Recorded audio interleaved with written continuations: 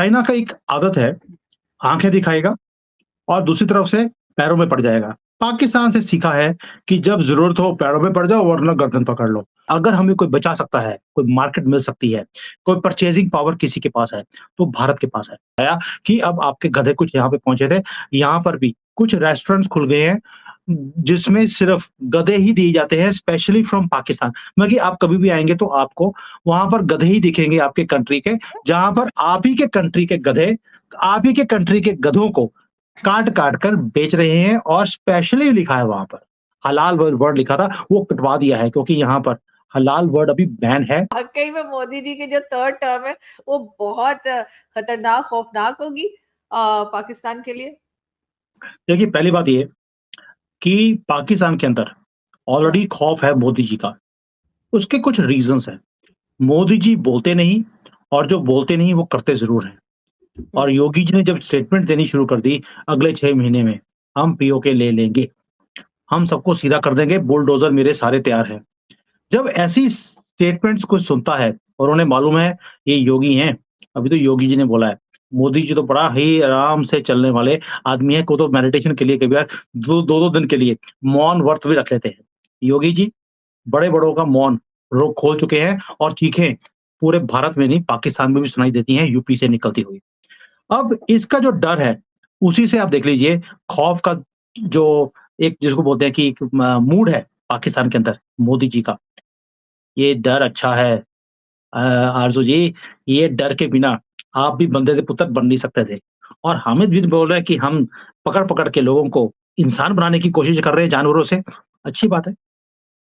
लेकिन sir China की बात भी की जा रही थी वहाँ पर और ये भी ख़ैर है कि चाइना भारत के साथ अब टर्म्स बेहतर करने की तरफ जा रहा है।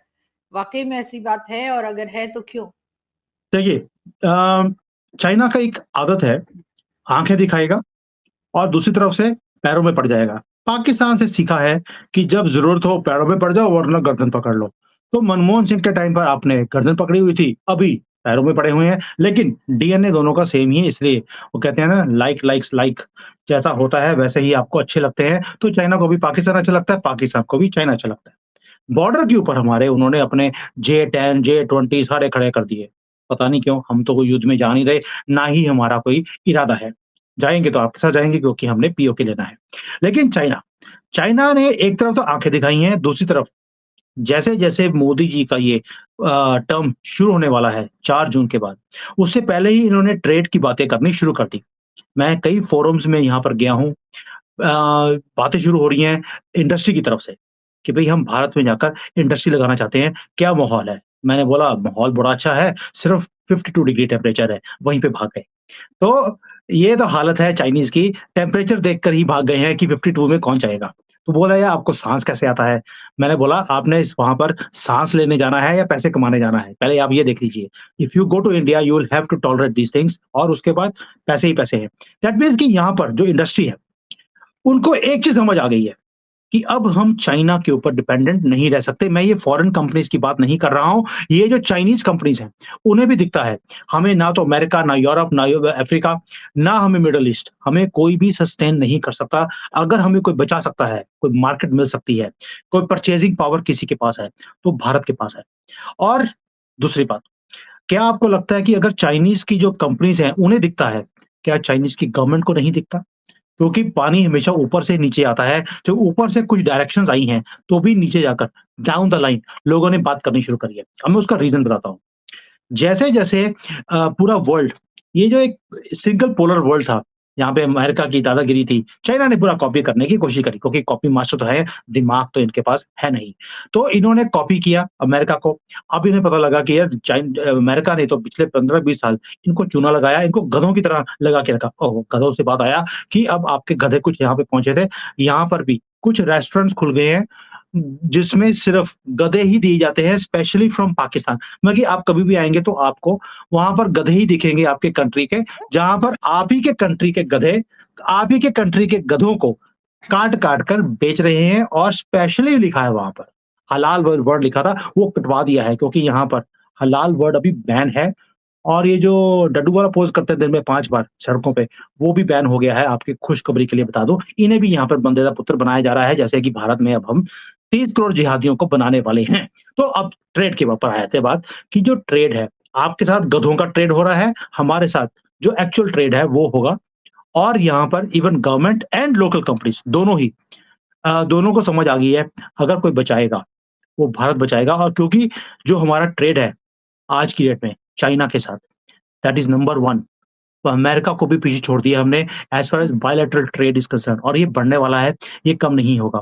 और बढ़ने का एक ही तरीका है, now they have to make in Bharat.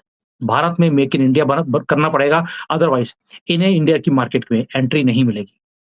तो सर इस रीजन में आप कोई अच्छा चेंज देख रहे हैं कि अगर भारत और चाइना मिलकर काम करेंगे तो इसका मतलब है लद्दाख और ये सारी जो डिस्प्यूट है वो उधर कुछ नहीं होगा और दोनों जो है वो पीसफुली काम कर सकेंगे, तो डेफिनेटली रीजन में कुछ ना कुछ अच्छा बदलाव तो देख रहे होंगे आप।